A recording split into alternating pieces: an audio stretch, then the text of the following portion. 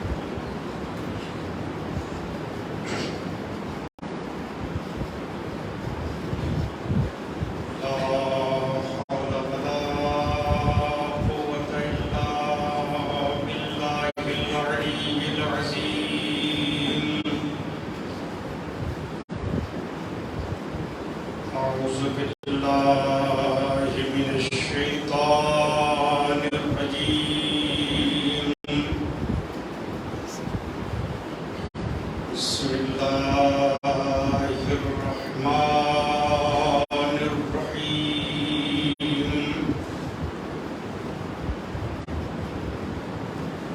الحمد لله الذي علا في توحده ودنا في تفرده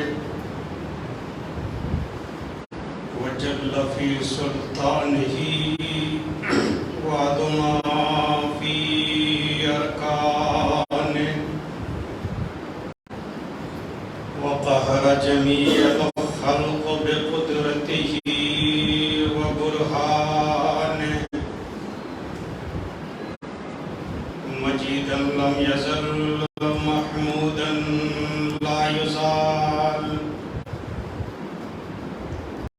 بارئ المسموكات ودائع المدعوات الصلاة والسلام على العبد المبيد والرسول المسدد والنبي المحذب والحبيب المنتخب أبي القاسم محمد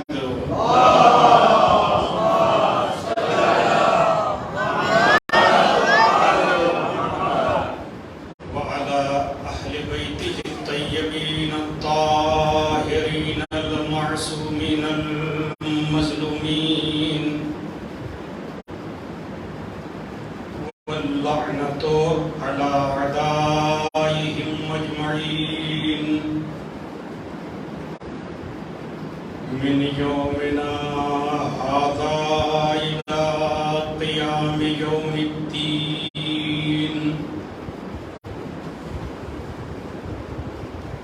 أما بعد فقد قال أبو عبد الله الحسين عليه السلام إنما خرجت لطلب الإصلاح في أمة جدي أريد أن أمر بالمعروف وأنهى عن المنكر وأسير بسيرة جدي وأبي ابن أبي طالب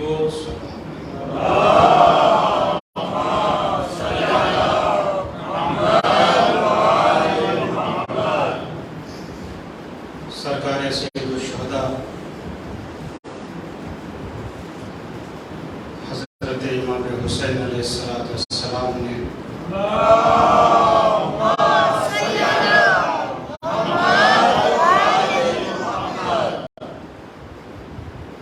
اپنے اس فطرے میں اپنے قیام کے مقصد کو بیان کیا ہے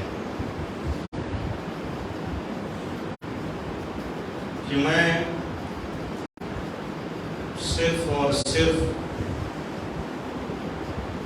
نانا کی امت کی اصلاح کے خاطر جا رہا ہوں، معاشرے کی اصلاح کی خاطر جا رہا ہوں۔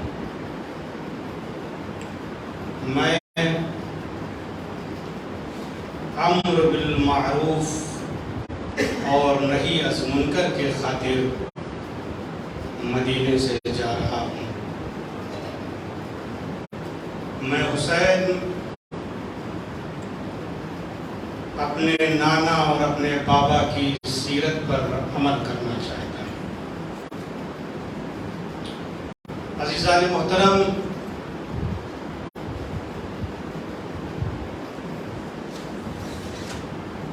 یہ مجالس، یہ فرش اعضاء جو سرکار سید الشہداء کے لیے ہم بچھاتے ہیں، یہ ایک درسگاہ ہے۔ یہاں جو کچھ بھی بیان ہوتا ہے قرآن و حدیث سے بیان ہوتا ہے، اور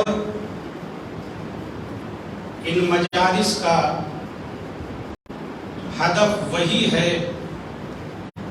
جو سرکار حسین ابن علی کے قیام کا مقصد تھا۔ امام حسین کے قیام کا مقصد احیاء دین تھا، دین کو زندہ کرنا تھا۔ یہ مجالس، یہ فرش ازا وسیلہ ہے کس کے لیے؟ احیاء دین کے لیے، اہل بیت کی تعلیمات کو زندہ کرنے کے لیے۔ لہذا یہاں جو کچھ بھی بیان ہوتا ہے قرآن و حدیث سے بیان ہوتا ہے۔ سورہ مبارکہ حج میں ارشاد ہو رہا ہے ذَلِكَ وَمَن يُعَظِّمْ شَعَائِرَ اللَّهِ فَإِنَّهَا مِن تَقْوَى الْقُلُوبِ۔ جو انسان شعائر الہی کی تعظیم کرے گا، شعائر الہی کا احترام کرے گا، یہ احترام اس کے دل کے تقوی کا نتیجہ ہے۔ جو شعائر الہی کی تعظیم کرے گا، احترام کرے گا، یہ احترام اس کے دل کے تقوی کا نتیجہ ہے۔ دیکھیں شاعر ہے کیا؟ میں اس کے معنی بیان کر دوں، اس کے بعد میں بار بار یہ شاعر کا لفظ استعمال کروں گا تو آپ اس کے مفہوم کو سمجھ جائیں گے۔ شاعر اللہ کسے کہتے ہیں؟ شاعر اللہ کے معنی ہیں اللہ کی نشانی۔ شاعر اللہ یعنی اللہ کی نشانی، اللہ کی علامت، یا یوں کہا جائے کہ جسے دیکھ کر خدا یاد آ جائے اسے شاعر اللہ کہا جاتا ہے۔ ایک صلوات پڑھے محمد والے محمد۔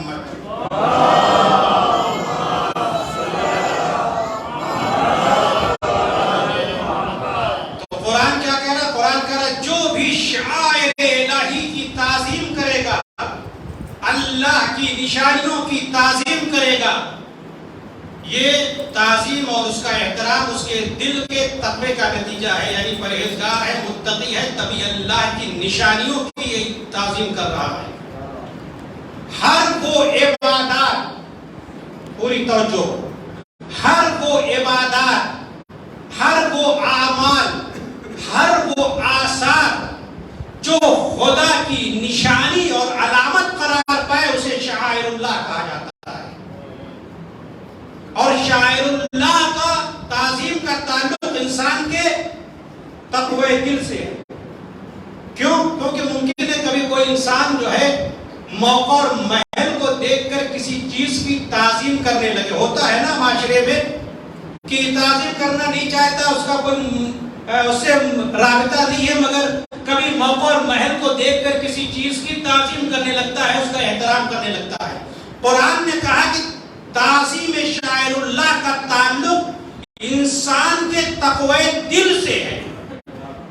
ممکن ہے کوئی انسان موقع اور محل کو دیکھ کر کسی چیز کی تعظیم کرنے لگے، اللہ کی نشانیوں کی تعظیم کرنے لگے، اللہ کی نشانیوں کا احترام کرنے لگے۔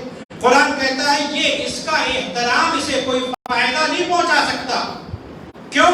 کیونکہ یہ موقع و محل کو دیکھ کر تعظیم کر رہا ہے، اس کے تقوی دل سے نہیں ہے، خلوص دل سے نہیں ہے۔ کیونکہ جو اعمال خلوص دل سے انجام نہ پائے اس کی کوئی اہمیت نہیں ہے۔ ساری عمر نماز پڑھتا رہے، خلوص دل نہیں ہے، خلوص نہیں ہے تو بیکار۔ ساری عمر روزہ رکھتا رہے، خلوص نہیں ہے، تقوی الہی نہیں ہے تو بیکار۔ ساری عمر جہاد پر جاتا رہے، خلوص نہیں ہے تو بیکار۔ توجہ فرما رہے ہیں، یعنی عمل میں خلوص کا ہونا ضروری ہوتا ہے، اور اگر انسان کے عمل میں خلوص ہوتا ہے، پوری توجہ چاہتا ہوں، اگر انسان کے عمل میں خلوص ہوتا ہے تو علی کی ایک ضربت ہوتی ہے، ثقلین کی عبادت پر بھاری ہو جاتی ہے۔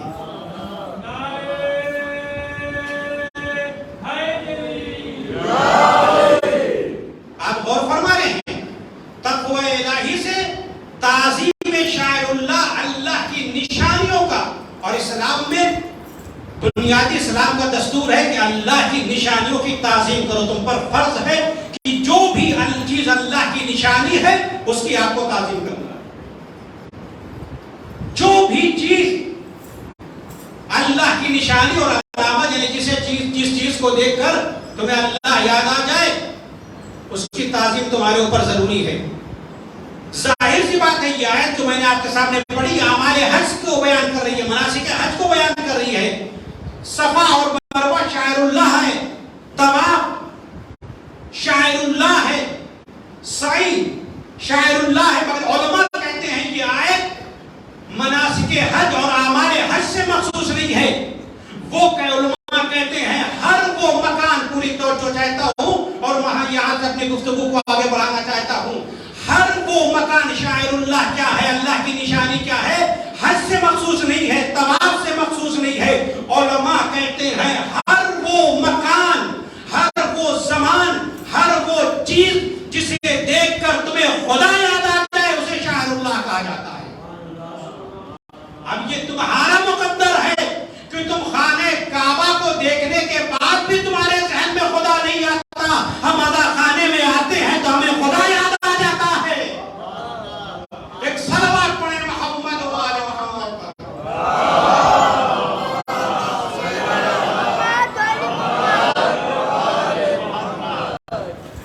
ہر وہ چیز جس کو دیکھ کر اللہ یاد آ جائے, اگر عالم کو دیکھ کر تمہیں اللہ یاد آ رہا ہے تو عالم یہ شاعر اللہ ہے, اللہ کی نشانی ہے.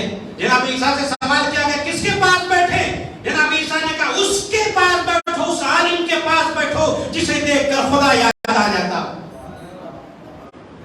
اللہ کی نشانی اللہ کی علامت قرار پائے. دیکھیں نماز شاعر اللہ ہے. نماز کو ہم دیکھتے ہیں, نماز کسی کو پڑھتے ہوئے دیکھتے ہیں تو کیا اللہ یاد آتا ہے, اللہ یاد آتا ہے نا. کہ کوئی انسان روزہ ہے, روزے دار کو دیکھتے ہیں تو ہمیں اللہ یاد آتا ہے. تو یہ کیا ہے, شاعر اللہ ہے. اذان میں اللہ اکبر کی آواز کو ہم سنتے ہیں تو ہمارے ذہن میں کون آتا ہے, اللہ آتا ہے, اللہ کی یاد آتی ہے. تو اذان کیا ہے, شاعر اللہ. نماز کیا ہے, شاعر اللہ. حج پہ جاتے ہیں تو اللہ یاد آتا ہے, یہ ہے شاعر اللہ. زکات شاعر اللہ. آپ غور فرمائیں, نماز شاعر اللہ, اذان شاعر اللہ, حج شاعر اللہ, زکات شاعر اللہ. اب انصاف کیجئے, جب یہ ساری چیزیں اللہ کی نشانیاں ہیں, نماز شاعر اللہ ہے, روزہ شاعر اللہ ہے, دین شاعر اللہ ہے, تو وہ افراد جنہوں نے توحید کے لیے قربانی پیش کی, جو دین مجسم تھے, جو قرآن مجسم تھے, جنہوں نے اگر قربانی نہ دی ہوتی تو آج دین نہ بنتا, ان کے لیے عزاداری کرنا یہ بھی شاعر اللہ ہے. ایک صلوات پڑھیں محمد و آل محمد پر.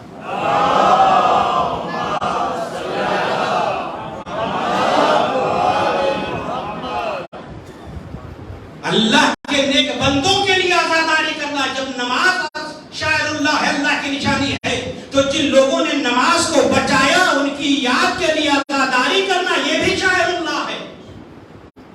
مجلس کو برپا کرنا یہ بھی شاعر اللہ ہے. کیونکہ اگر یہ قربانی نہ ہوتی تو مینا کی قربانی کو کوئی یاد کرنے والا نہ ہوتا. اگر کربلا کی قربانی نہ ہوتی, 10 محرم کی قربانی نہ ہوتی, تو 10 ذی الحجہ کی قربانی کو یاد کرنے والا نہ ہوتا. اگر 10 ذی الحجہ کی قربانی شاعر اللہ ہے تو روز عاشورہ جو سرکار حسین ابن علی نے قربانی پیش کی وہ بھی شاعر اللہ ہے. ایک صلوات پڑھیں محمد و آل محمد.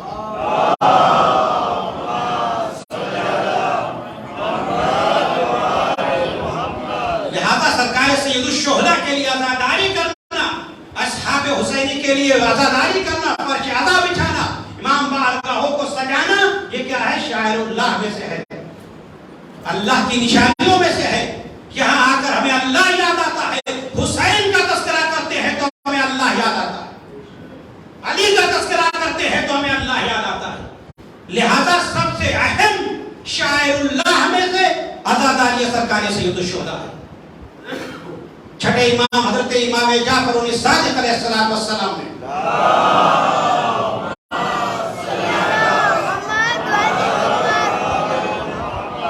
آپ نے فرمایا جو صفا اور مروہ کے درمیان سعی ہے، قرآن نے صفا اور مروہ کو شعائر اللہ میں سے قرار دیا ہے، اللہ کی نشانی قرار دیا ہے. کہا جو صفا اور مروہ کے درمیان جو سعی ہوتی ہے یہ جناب حاجرہ کی سنت ہے. جناب حاجرہ جب جناب اسماعیل کے لیے پانی کو تلاش کر رہی تھی تو 7 مرتبہ صفا اور مروہ کے درمیان دوڑی. تو چھٹے امام فرماتے ہیں یہ سعی جو ہے یہ شاعر اللہ میں سے قرار پائی. اگر یہ سعی جو پانی کو تلاش کرنے کے لیے جناب حاجرہ صفا اور مروہ کے درمیان دوڑی ہے شاعر اللہ ہے، تو امام حسین بھی جناب علی اصغر کو لے کر 7 مرتبہ خیمے اور مقتل کے درمیان سعی کرتے ہیں، یہ بھی شاعر اللہ میں سے. سرکار سید الشہداء کے لیے عزاداری کرنا، امام بارگاہوں میں آنا، مجلسوں میں آنا، یہ شاعر اللہ، کیونکہ یہاں آنے کے بعد ہمیں خدا یاد آتا. اور یاد رکھیے گا ہر چیز کی جو بھی جتنے بھی شاعر اللہ ہیں اس کی تعظیم الگ الگ ہے. جتنے بھی شاعر اللہ ہیں جو بھی اللہ کی نشانیاں ہیں اس کی تعظیم الگ الگ ہے، ایک جیسی نہیں ہے. جیسی شاعر اللہ ہے، جیسی اللہ کی نشانی ہے، جیسی اللہ کی علامت ہے، اللہ کو یاد کرنے کی علامت ہے، اسی کے مطابق اس کی تعظیم ہے. غور فرمایا، شاعر اللہ بہت سارے ہیں اور بہت سارے جو اللہ کی نشانیاں ہیں ان کی تعظیم الگ الگ ہے. سب کا حکم ایک جیسا نہیں ہے کہ سب کو تعظیم ایک ہی طرح کر دیں گے، الگ الگ ہے. دیکھیں اذان شاعر اللہ، اذان شاعر اللہ یعنی اللہ کی نشانی ہے. اللہ اکبر کا اللہ ہمارے ذہن میں آ گئی. اسلام میں اذان کی بڑی اہمیت ہے. اسلام میں اذان کی بڑی اہمیت ہے. اتنی اہمیت ہے اور کہ مؤذن کے لیے بہت زیادہ اجر و ثواب اسلام نے قرار دیا ہے کہ جو انسان جو ہے مسجد میں جا کر اذان پکارتا ہے اس کا بہت ثواب ہے. اتنا ثواب ہے کہ آپ دیکھیں کہ مولا کائنات نے جب مسجد کوفہ میں آخری نماز پڑھی تو سب سے پہلے اذان دیا. گویا علی نے یہ بتا دیا کہ علی اپنی جان کو قربان کر سکتا ہے مگر اذان جیسی شاعر اللہ کو کبھی ترک نہیں کر سکتا. اتنی اہم شاعر اللہ، اذان شاعر اللہ ہے، اللہ کی نشانی ہے. اللہ اکبر کہا اللہ یاد آ گیا. اس کی تعظیم کیا ہے؟ اس کی تعظیم یہ ہے کہ جب اذان کہی جائے تو اذان کے وقت خاموش ہو جاؤ، آپس میں بات نہ کرو. آپس میں بات نہ کرو. ادھر اذان ہو رہی ہے آپس میں تم بات کر رہے ہو، اسلام نے منع کی. کیا کرو پھر؟ کہا جو اذان کے جملات ہیں اس کی تکرار کرو. اگر تم یہ کر رہے ہو تو تم اس شاعر الہی کی تعظیم کر رہے ہو. اور جو انسان نماز اذان کے وقت بولتا ہے لکھا ہے کہ حالت احتضار میں بھی وہ بول نہیں پاتا، اس کی زبان گم ہو جاتی ہے. اسی لیے کہا گیا کہ اذان کے وقت گفتگو نہ کرو، بات نہ کرو. نہیں تو تم حالت احتضار میں جب کچھ جو ہے زبان پر جاری کرنا چاہو گے، کبھی شاید انسان جاری کرنا چاہے گا تو زبان سے جاری نہیں ہوگا. تو اذان کیا ہے؟ شعائر اللہ ہے، اللہ کی نشانی ہے. اس کا احترام یہ ہے کہ جب اذان ہو تو خاموش ہو جائے، کچھ بات نہ کرے بلکہ اذان کے جملات کی تکرار کرے. نماز کیا ہے؟ نماز شعائر اللہ ہے. نماز کا ہے، نماز کی تعظیم کیا ہے کہ اللہ کی نشانی یہ ہے کہ نماز کو اس کے تمام شرائط کے ساتھ انجام دیا جائے. نماز کو اس کے تمام شرطوں کے ساتھ کچھ زیادہ نہ کیا جائے، نماز میں کوئی چیز کمی نہ کی جائے. اگر آپ یہ کر رہے ہیں تو کیا کیا آپ نے؟ نماز کا احترام کیا، شاعر اللہ کا احترام کیا. مسجد کیا ہے؟ مسجد شاعر اللہ ہے. مسجد کو دیکھا تو اللہ یاد آتا ہے نا، اور کچھ تو یاد نہیں آتا. تو کہا یہ کیا ہے؟ شاعر اللہ، اللہ کی نشانی ہے. مسجد کا احترام کیا ہے؟ مسجد کا احترام یہ ہے کہ مسجد میں بیٹھ کر دنیا داری کی گفتگو نہ کرو. مسجد میں بیٹھ کر دنیاوی امور کے بارے میں باتیں نہ کرو، بلکہ وہ باتیں کرو جو دین کی باتیں ہیں، اسلام کی باتیں ہیں. اور مسجد اگر خدا خاص نجس ہو گئی تو واجب ہے کہ مسجد کو پاک کیا جائے. شاعر اللہ ہے، اللہ کی نشانی ہے. اسی طریقے سے عزاداری سرکار سید الشہداء بھی شاعر اللہ میں سے ہے. اس کا احترام کیا ہے؟ اس کی تعظیم کیا؟ کیسے کرے عزاداری سرکار سید الشہداء اگر شاعر اللہ ہے، اللہ کی نشانی؟ اس کا احترام کیا ہے؟ اس کا احترام یہ ہے کہ عزاداری سرکار سید الشہداء کو خلوص دل کے ساتھ برپا کیا جائے۔ امام حسین علیہ السلام کی مجلسوں کو خلوص دل کے ساتھ کیا جائے، اس میں رسم و رواج نہ ہو، اس میں سیاست نہ ہو، یہ اتحاد کا مرکز ہے، اختلاف کا مرکز نہ بننے پائے۔ ایک صلوات پڑھے محمد و آل محمد۔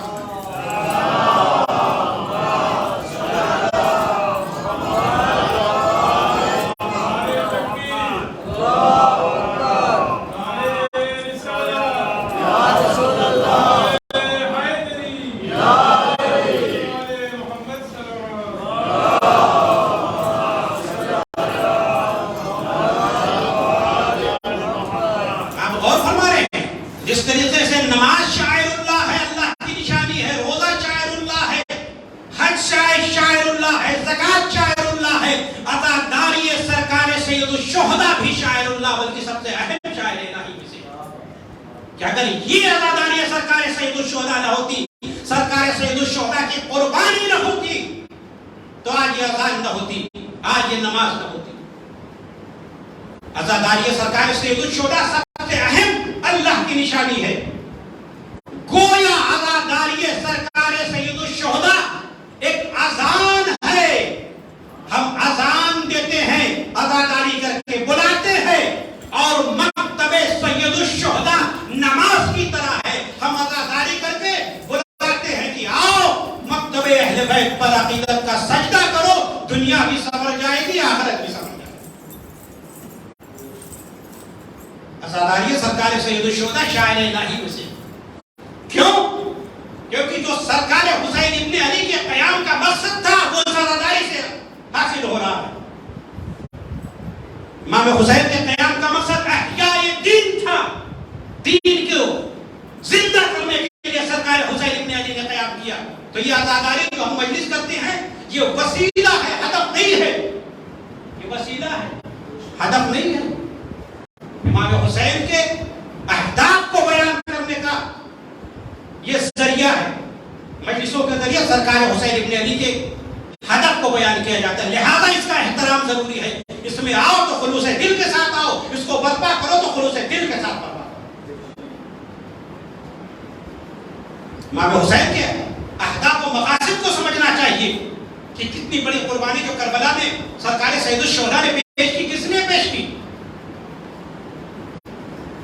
حسین اگر چاہتے تو اپنی جان بچا سکتے تھے، یزید یہی تو کہہ رہا تھا کہ آپ بیعت کر لیجئے آپ کی جان بچ جائے گی، یہی تو کہہ رہا تھا۔ حسین اپنی جان نہیں بچانا چاہتے تھے، حسین دین کو بچانا چاہتے تھے۔ حسین چاہتے تو کہیں چلے جاتے، یمن میں چلے جاتے، مولا کے بہت سارے چاہنے والے تھے یمن میں، مولا کی جان بچ جاتی۔ ابن عباس نے مولا کو مشورہ دیا اور دوسرے افراد نے، عزیز و اقارب بہت سارے لوگ نے اپنے پر آئے، سب نے مولا کو کیا کیا؟ مشورہ دیا کہ آپ عراق نہ جائیے، بلکہ آپ اپنی جان کو بچا لیجیے، کہیں اور صحرا میں چلے جائیے، جنگل میں چلے جائیے۔ مگر حیدر کرار کا بیٹا تھا، کہا نہیں، میں اپنی جان کی پرواہ مجھے نہیں ہے، مجھے دین بچانا ہے۔ آج یہ کہتے ہیں، بعض لوگ یہ کہتے ہیں کہ امام حسین جو ہے امت کو بخشوانے کے لیے کربلا میں آئے، مرثیہ بھی ہے، چلے حسین جو امت کو بخشوانے کے لیے بہت ساری چیزیں جو ہے، ہمارے یہاں ایسا نہیں ہے کہ امت گناہ کرے حسین جا کر بخشوا دے۔ عیسائیوں میں ہے کہ جناب عیسیٰ جو ہے سولی پر چڑھ گئے، انہوں نے پوری امت کو بخشوا دی۔ کیا سرکار حسین ابن علی امت کو بخشوانے کے لیے اتنی بڑی قربانی پیش کی؟ ارے تم گناہ کرتے رہو، ہم جا کر بخشوا دیں گے، ایسا نہیں ہے۔ سرکار حسین ابن علی کی قربانی اس لیے تھی کہ تم معاشرے میں گناہ نہ کرو۔ صلوات پڑھے محمد و آل محمد۔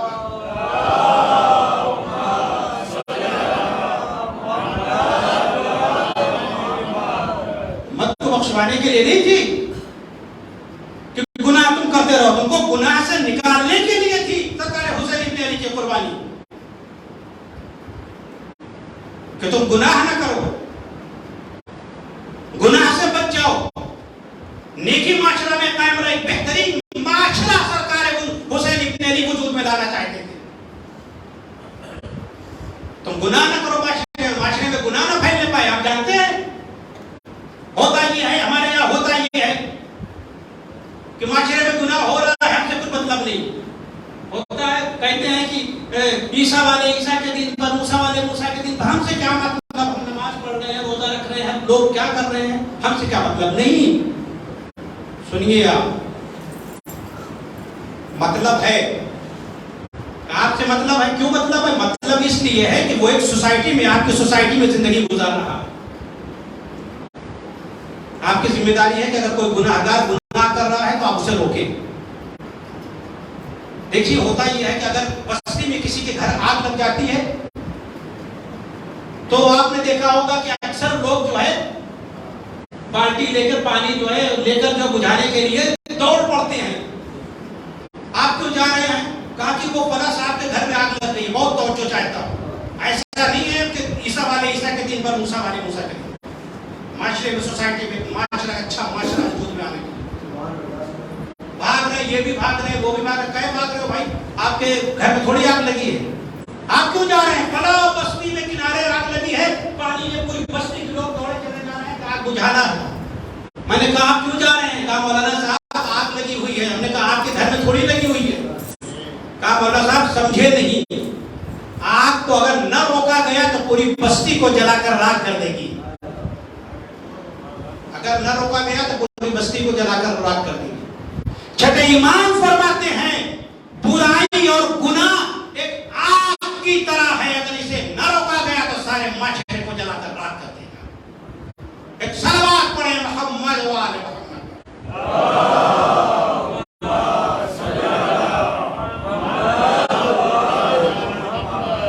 تو گناہ سے روکنا، سرکار حسین ابن علی گناہ سے بچانے کے لیے گناہ نہ کرو اس لیے کہتے ہیں۔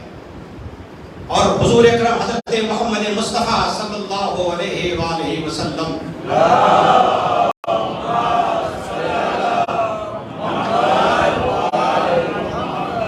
ایک حدیث ہے، آپ دیکھیں انسان جو ہے گناہ کی وجہ سے کیا ہوتا ہے، انسان اپنی صورت کو جو ہے تبدیل کر لیتا ہے، انسان کی صورت بدل جاتی ہے۔ حضور فرماتے ہیں والذی بنفسی بیدہ لَيَخْرُجَنَّ مِنْ أُمَّتِي مِنْ قُبُورِهِمْ فِي صُورَةِ الْقُرُودِ وَالْخَنَازِيرِ۔ حضور فرماتے ہیں کہ وہ خدا جس کی ہتھیلی میں میری جان ہے، میری امت کے بہت سارے افراد جب قبر سے اٹھائے جائیں گے تو بندر اور خنزیر کی شکل میں اٹھائے جائیں گے، جانوروں کی شکل میں اٹھائے۔ کیوں؟ بِمُدَاهِنَتِهِمْ فِي الْمَعَاصِي، چونکہ انہوں نے گناہگاروں سے ساتھ بات کر رکھی تھی، گناہگار تھے۔ یہ تو انسان کی خوش نصیبی ہے کہ قیامت کے دن جو ہے انسان اٹھے، ورنہ دنیا میں تو انسان ہے، آخرت میں انسان اٹھے گا یا نہیں اٹھے گا کسی کو معلوم نہیں ہے۔ کوئی جو ہے آخرت میں جو ہے لومڑی کی شکل میں اٹھے گا، کوئی چوہے کی شکل میں اٹھے گا، کوئی بھیڑیا کی شکل میں اٹھے گا، کوئی بچھو کی شکل میں اٹھے گا۔ وہاں یہاں کے لیے پروردگار عالم نے دنیا کے لیے صورت و شکل اللہ نے بنائی ہے۔ پوری توجہ چاہتا ہوں، اللہ نے دنیا کے لیے صورت و شکل بنائی ہے۔ یہ انسان ہم جو دنیا میں دکھ رہے ہیں یہ اللہ نے دنیا کے لیے بنائی ہے۔ آخرت میں یہی انسان رہیں گے، اللہ نے ایسا نہیں کہا، بلکہ وہاں کے لیے صورت ہمیں بنانی ہے، ہمیں بنانی ہے اپنی صورت، اللہ نہیں بنائے گا۔ اسی لیے کہا گیا کہ قیامت میں بہت سارے لوگ جانور کی شکل میں آئیں گے، مختلف۔ جانتے ہیں کیوں مختلف جانور کی شکل میں آئیں گے؟ اس کی وجہ یہی ہے کہ جو گناہ انسان جو زیادہ کرتا ہے، جو صفت گناہ کی انسان کے اوپر غالب رہتی ہے، وہی صورت میں انسان جو ہے قیامت میں مشہور ہے۔ اور ہر گناہ کا ایک نمائندہ جانوروں میں پایا جاتا ہے۔ اگر چوری کر رہے ہیں تو قیامت میں چوہے کی شکل میں مشہور ہو۔ چوری کا انسان کر رہا ہے تو قیامت میں چوہے کی شکل میں ہو۔ اگر دھوکے باز ہے انسان، یہ حدیث ہے، کوئی اپنی جیب سے میں نہیں بیان کر رہا ہوں. اگر انسان دھوکے باز ہے تو لومڑی کی شکل میں جائے گا. ہم سوچ رہے ہیں انسان ہے جو محشور رہا تھا لومڑی کی شکل میں. کیوں؟ ہم کو اس دنیا کی شکل ہم کو بنانی ہے. ہم اگر چاہتے ہیں اس دنیا میں انسان بنے تو ہم کو یہاں بنانی ہے اپنی شکل سورا ہے. لومڑی کی شکل میں اگر آپ درندگی انسان کے اندر پائی جاتی ہے، کبھی اس پر حملہ، کبھی اس پر حملہ، کبھی اس کا مال چھینا، کبھی اس کا مال چھینا، تو قیامت میں بھیڑیے کی شکل میں اٹھائے جاؤ. قیامت میں بھیڑیے کی شکل میں اٹھائے جاؤ. اگر خواہشات نفسانی غالب، بے حیائی غالب ہے تو قیامت میں خنزیر کی شکل میں اٹھائے جاؤ.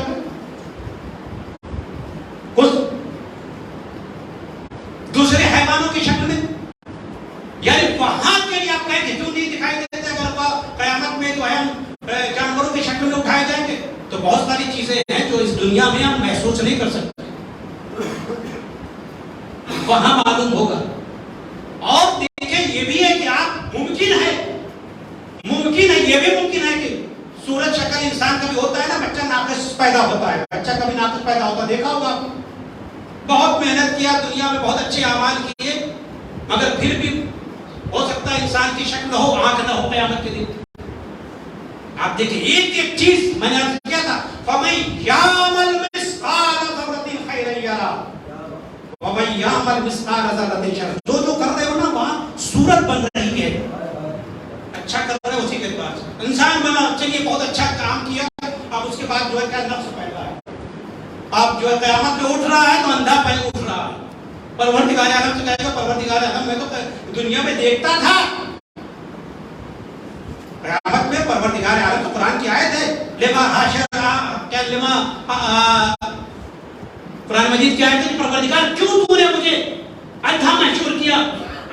کنت بصیرا، میں دیکھتا تھا، دنیا میں دیکھتا تھا، مجھے اندھا کیوں محشور کیا؟ تو پروردگار عالم کہے گا وہ آنکھ جو میں نے دی تھی اس دنیا کے لیے دی تھی، اس دنیا کے لیے تم نے آنکھ بنائی ہی کب؟ صلوات پڑھے محمد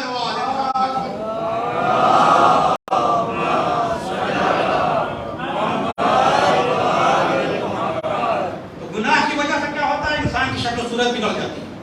قیامت میں انسان بہت سارے جو ہے مختلف جانوروں کی شکل میں اٹھائے جائیں گے. بہت خوش نصیب، بہت کم لوگ ہیں جو انسان کی شکل میں اٹھائیں گے، اور انسان کامل کی شکل میں بہت اچھا ہوا. جو صفت، جو گناہ کی صفت انسان کے اندر اس دنیا میں غالب رہے گی وہ اسی طرح اٹھایا جائے گا. اگر زبان سے کسی کو اذیت دیتے ہو، پریشان کرتے ہو، تو قیامت میں بچھو کی شکل میں انسان اٹھایا جائے گا. لکھا یہی وجہ ہے کہ چھٹے امام حضرت امام جعفر الصادق علیہ السلام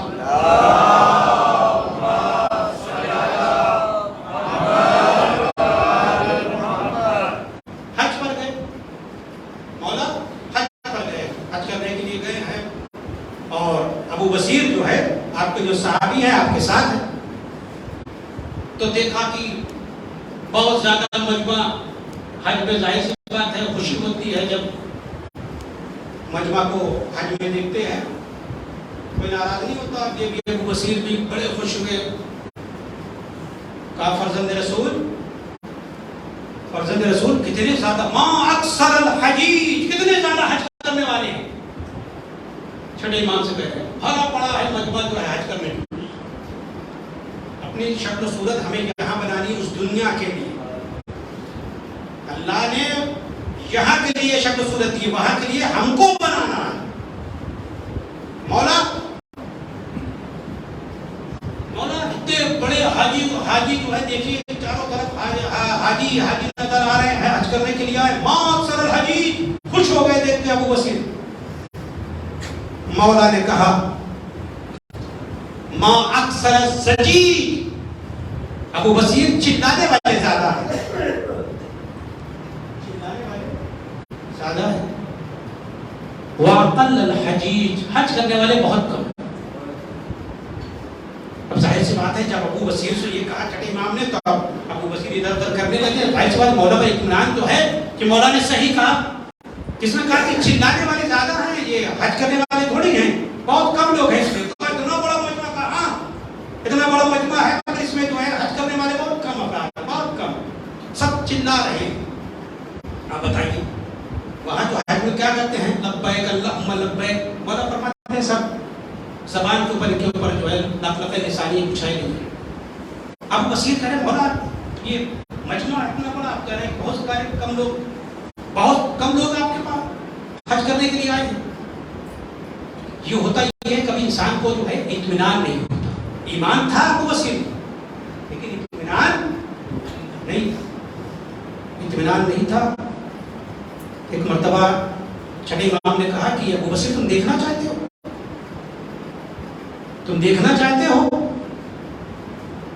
ایک مرتبہ دست مبارک کو ابو بصیر کے چہرے پر پھیرا. اب جیسے ہی چہرہ پر پھیرا ابو بصیر نے دیکھا تو چاروں طرف کوئی بھیڑیا ہے، کوئی جو ہے بندر ہے، کوئی جو ہے لومڑی ہے، جانور نظر آ رہا ہے. بہت کم سے کم مولا یہ تو بہت کم افراد ہیں جو انسان دکھائی دیتے ہیں. مولا نے کہا یہی تو میں نے تم سے بتایا تھا کہ یہاں پر حج کرنے والے کم ہیں، چلانے والے زیادہ ہیں. وہ انسان جو انسان کی شکل میں ہے وہ بہت کم ہے جو قیامت کے دن انسان کی شکل میں اٹھائے جائیں گے. ایک صلوات پڑھیں محمد والے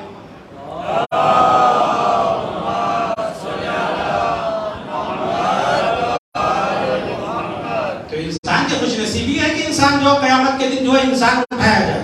حضور فرماتے ہیں کہ میری امت کے لوگ جو ہے قبر سے اٹھائے جائیں گے تو بندر کی شکل میں اٹھائے جائیں گے، خنزیر کی شکل میں اٹھائے جائیں گے. جو جیسی صفت انسان کے اوپر غالب ہے اس دنیا میں، اگر اس کی ٹوپی اس کے سر، اس کی ٹوپی اس کے سر، ظاہر سی بات ہے دھوکہ دھڑی، تو یہ ظاہر سی بات ہے لومڑی کی شکل میں ہے، خواہشات نفسانی ہے، درندگی ہے.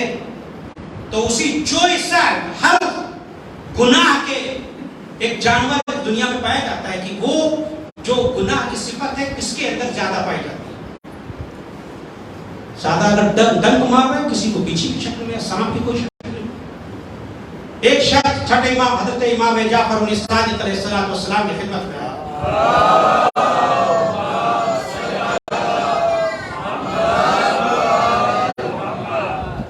امام کے پاس آیا اور آنے کے بعد کہتا ہے مولا ایک وعدہ کیجیے اور فرمائیے. چھٹے امام کے پاس آیا اور کہا وہ ایک وعدہ کیجیے. کون سا وعدہ؟ کہا کہ آپ قیامت میں ہماری شفاعت کریں گے اور جنت میں ہمیں لے جائیں گے.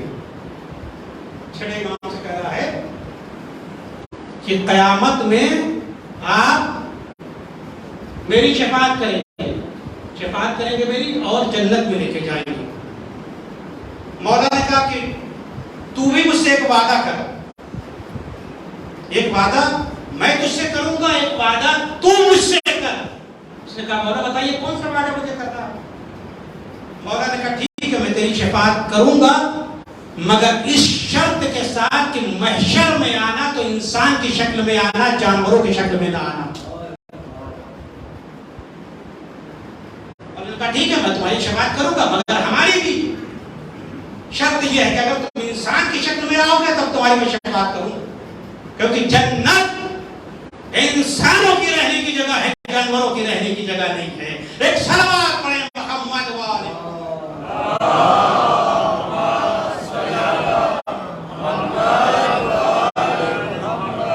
کچھ نصیبی ہے انسان کے قیامت کے دن جو ہے مشہور ہو تو انسان کی شکل میں. ہمیں اپنی اس دنیا میں جو ہم بھیج رہے ہیں، جو بھی عمل ہم انجام دے رہے ہیں وہاں سیو ہو رہا ہے اور اسی کے مطابق ہماری شکل بن رہی ہے.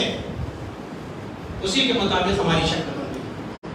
تو سرکار حسین ابن علی کا قیام امت کو بخشوانے کے لیے نہیں تھا کہ تم گناہ کرتے رہو، امت گناہ کرتی رہی اور جا کر حسین قربانی دے دیں گے پوری امت بخش دی جائے گی. نہیں، گناہ کے دلدل سے نکالنے کے لیے تھا کہ معاشرے میں نیکی پھیلے. آپ نے کیا فرمایا کہ میری قیام کا مقصد کیا ہے؟ آپ تو قیام کے مقصد امام کے قیام کا مقصد سمجھے. آپ اپنی طرف سے نہ بتائیں کہ امام کے قیام کا مقصد کیا تھا. امام کربلا کی تاریخ کوئی گونگی تاریخ تھوڑی ہے کہ ہمیں ایکسپلین کرنے کی ضرورت ہے. کوئی گونگا ہوتا ہے تب اس کی طرف سے بتایا جاتا ہے کہ اس کا مقصد کیا ہے. پوری توجہ چاہتا ہوں اپنی طرف سے انسان جو ہے نہ بتائے کہ امام کے قیام کا مقصد کیا ہے. کربلا کی تاریخ گونگی تاریخ نہیں ہے کہ ہم کربلا کی طرف ایکسپلین کر رہے ہیں کہ حسین نے کربلا میں کیوں قیام کیا. خود امام حسین نے بیان کیا. امام حسین نے بیان کیا. ایک مرتبہ ہم تقریر کر دیں اور اس میں آپ کہہ سکتے ہیں کہ مدنی مولانا صاحب نے کیا کہا, لیکن ایک مرتبہ ہم لکھ کے دے دیں تو وہ تحریر رہ جاتی ہے. امام حسین علیہ السلام نے تقریر میں بھی اپنے قیام کے مقصد کو بیانا, تحریر میں جو وصیت نامہ محمد حنفیہ کو لکھا تو اس میں لکھا کہ میں کس لیے کربلا جا رہا ہوں. حسین ابن علی نے لکھ کر دیا, انی لم اخرج اشرا ولا بطرا ولا مفسدا ولا ظالما انما خرجت لطلب الاصلاح فی امت جدی اريد ان امر بالمعروف وانهى عن المنکر. میں فتنہ فساد اور شر برپا کرنے کے لیے نہیں جا رہا ہوں. امام کے قیام کا مقصد, میں صرف اور صرف امت کی اصلاح کے خاطر جا رہا. معاشرہ بگڑ گیا ہے, لوگ بگڑ گئے, میں امر بالمعروف و نہی عن المنکر کرنا چاہتا ہوں. میں اپنے نانا اور بابا کی سیرت پر کرنا چاہتا ہوں. یہ امام حسین کے قیام کا مقصد, اصلاح معاشرہ. حسین ابن علی, اچھا معاشرہ وجود میں آئے, یہ حسین ابن علی کے قیام کا مقصد ہے. اور ان کا بگڑ گئے کہ امت مسلمہ بگڑ گئی کہ یزید جیسے فاسق و فاجر انسان کو اپنا خلیفہ تسلیم کر رکھی ہے, کوئی بولتا نہیں, کوئی بولنے کو تیار نہیں. حاکم یزید جیسا اس کا اسلام کا. یہی وجہ ہے کہ جب ولید نے حسین ابن علی سے بیعت کا مطالبہ کیا اور کہا کہ یزید کی بیعت کرنی تھی, آپ دیکھیں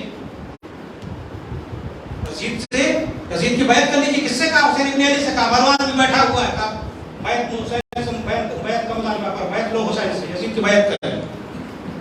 کہا کہ مانگیا بن گیا ہے. اس کے بعد یزید جو خلیفہ اسلام کا بن کر بیٹھا ہوا ہے اور آپ کو اس کی بیعت کرنا. حسین ابن علی کا وہ جملہ یاد ہے نا, اس میں اپنے فرمایا تھا وعلی الاسلام السلام اس قد بلیت الامت براء مثل یزید. اسلام کے نام کا فاتحہ پڑھ لینا چاہیے, اسلام ختم ہو جائے گا جب یزید جیسا فاسق و فاجر انسان اسلام کا خلیفہ بن جائے. حسین ابن علی کا قیام گناہوں کے خلاف تھا. ہر سال جب محرم آتا ہے تو حسین ابن علی کی آواز بلند ہوتی ہے, وہی آواز جو حسین ابن علی نے بلند کی, اما ترون ان الحق لا یؤمن به والباطل لا یتناہى عنہ. پورے عالم میں جملہ 1400 سال سے فضا میں گونج جاتا ہے محرم کا چاند آتے. تو حسین ابن علی نے 1400 سال پہلے کہا تھا, تم کیا تم دیکھتے نہیں کہ حق پر عمل نہیں ہو رہا ہے اور باطل سے روکا نہیں جا رہا. اس کے لیے حسین ابن علی نے قربانی پیش کی کہ بہترین معاشرہ وجود. اس کے لیے عظیم قربانی حسین نے اس کے لیے علی اکبر کا کلیجہ بھی دیا ہے. حسین نے اس دین کے لیے, دین کو بچانے کے لیے علی اصغر کا کلہ بھی دیا ہے. تب یہ دین ہم تک پہنچا ہے, آسانی کے ساتھ پہنچا ہے. بس میرے عزیزوں, گفتگو کربلا تک آ گئی, بات میری ختم ہو گئی. حسین کا نام آیا, آنکھیں نم ہونے لگتی ہیں, کیونکہ حسین وہ ہیں جنہیں رلا رلا کر مارا گیا ہے. کبھی حسین نری اکبر کے لاشے پر روئے, کبھی حسین قاسم کے لاشے پر روئے, کبھی حسین نری اصغر کے لاشے پر روئے. اسی لیے آپ نے فرمایا انا قتیل الابرات, مجھے رلا رلا کر مارا گیا, مجھے رلا رلا کر مارا گیا. آج پہلی محرم ہے. ریان بھی شبیب کہتے ہیں کہ پہلی محرم تھی. میں امام رضا کی خدمت میں تعزیت پیش کرنے کے لیے گیا, امام کے گھر مجلس ہو رہی. مولا نے کہا ریان بھی شبیب, یہ مہینہ وہ مہینہ ہے جس میں جاہلیت کے لوگ بھی, دور جاہلیت کے لوگ بھی اس مہینے کا احترام کیا کرتے تھے, مگر اس امت نے اس مہینے کا احترام نہ کیا. نبی کے نواسے کو 3 دن کا بھوکا پیاسا شہید کر دیا. 3 دن کا بھوکا پیاسا کربلا میں شہید کر دیا گیا. یہ ابن شبیب ان کنتا باقیا لشیء فابکی للحسین. اے ابن شبیب اگر کبھی تمہیں کسی بات پر رونا آئے تو میرے جد حسین پر رو لیا کرنا. میرے جد حسین پر رو لیا کرنا. فَإِنَّهُ ذُبِحَ كَمَا يُذْبِحُ الْكَبْشُ. میرے جد حسین کو اس طریقے سے ذبح کیا گیا جس طریقے سے گوشت قربانی کو ذبح کیا جاتا ہے. امام حسین کو مظلوم شخصیت ہے، معلوم ہے، جن پر رونے کو 3 حصوں میں تقسیم کیا جا سکتا ہے. حسین کی ولادت سے پہلے بھی حسین پر گریہ ہوا، حسین کی ولادت کے وقت بھی حسین پر گریہ ہوا، اور حسین کی شہادت کے بعد بھی حسین پر گریہ ہوا. وہ مظلوم شخصیت ہے. حسین کی ولادت سے ہزاروں سال پہلے انبیاء حسین پر روئے. لکھا ہے کہ جب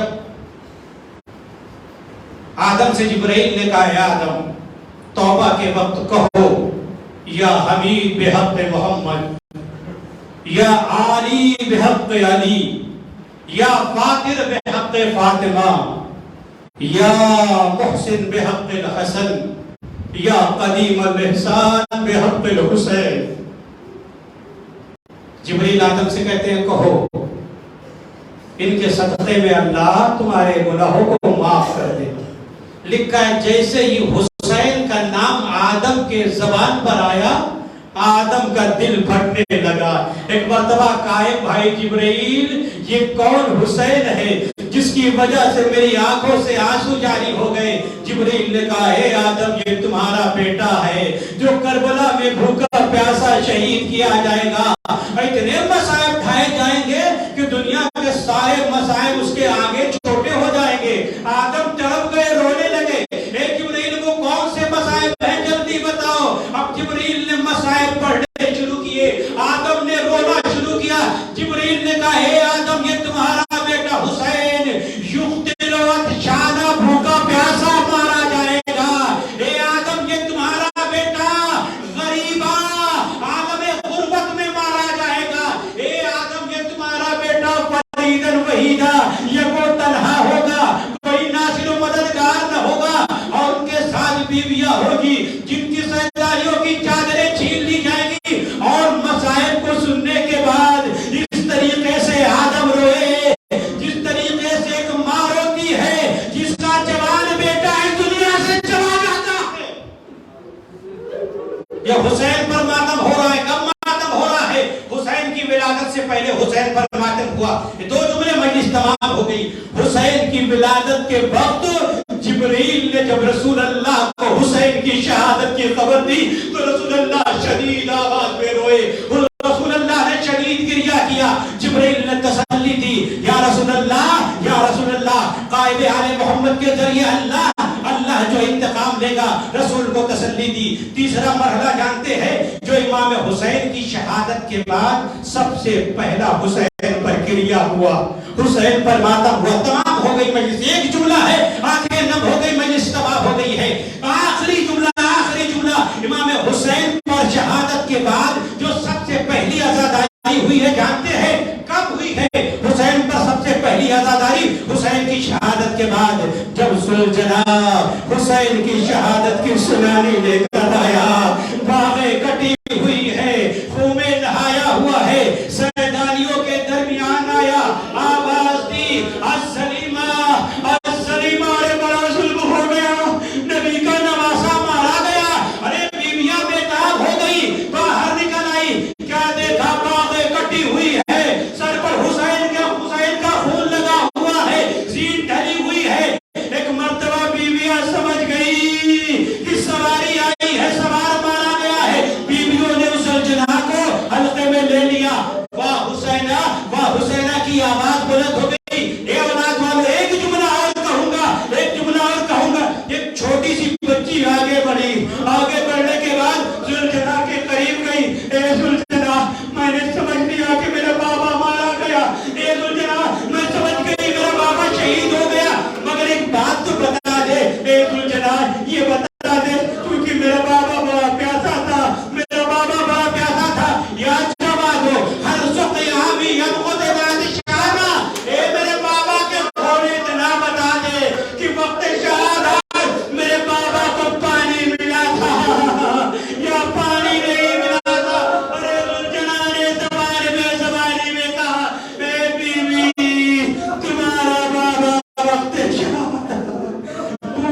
प्यासा शहीद कर दिया गया, बीवियों में कोहराम बर्पा हो गया। वाह हुसैना की सदा बुलंद हो गई।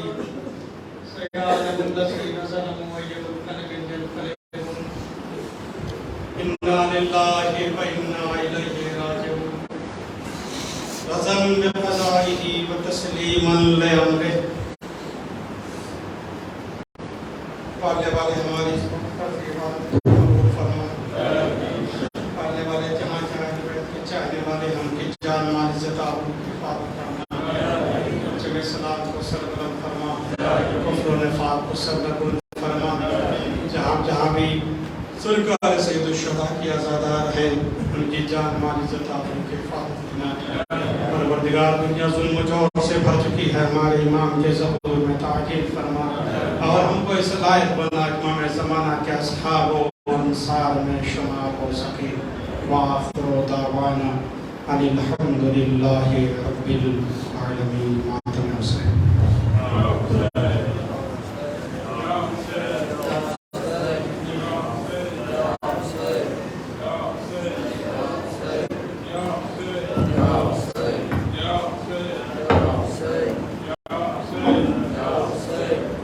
से गुजारिश थोड़ा सा अपनी बातें मातम के लिए बना नहीं करता। या हुसैन या हुसैन या हुसैन या सिरों पे हाथ मार के या हुसैन या हुसैन या हुसैन या हुसैन या हुसैन मिलके या हुसैन या हुसैन या हुसैन